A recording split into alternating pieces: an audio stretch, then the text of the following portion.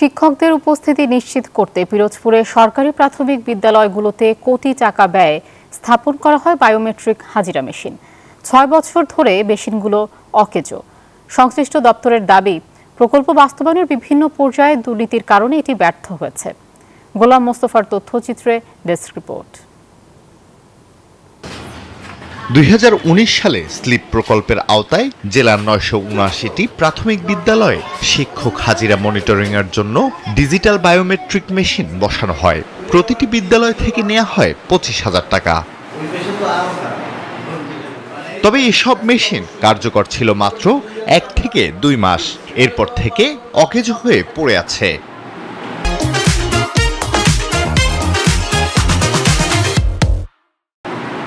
প্রধান কিনে আনছিলেন, কিনে এনে বায়োমেট্রিক লাগিয়েছিলেন।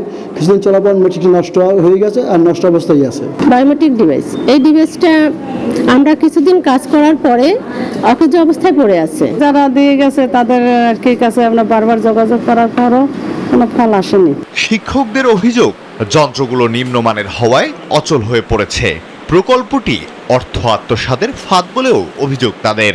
সরকারের এই কোটি কোটি টাকার যে ভর্তুকি দিয়া যে এই জিনিসগুলো কার্যকারী হচ্ছে না, এই জন্য আসলে এর জন্য দায়ী কে? কোনো স্কুলে এটা পূর্ণাঙ্গ বসানো সম্ভব হয়নি। অনেক জায়গায় বসানো পরপর নষ্ট হয়েছে এবং অনেক জায়গায় বসাতেই পারেনি, এত মান এত খারাপ তারা দিয়েছিল।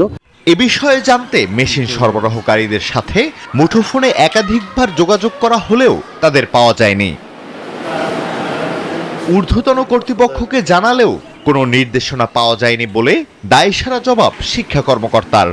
এটা তো একটা প্রজেক্টের মাধ্যমে ক্রয় করা হয়েছিল, তো পরবর্তীতে আর পুনরায় ওইটা মেশিনগুলো চালু করা হবে কিনা এটা অধিদপ্তর থেকে কোনো নির্দেশনা আসেনি। ২০১৮ সালে জেলার ৯৭৯টি প্রাথমিক বিদ্যালয় স্লিপ প্রকল্পের আওতায় ২ কোটি টাকা ব্যয়ে ক্রয় করা হয় এ মেশিন। Desk report, news 24।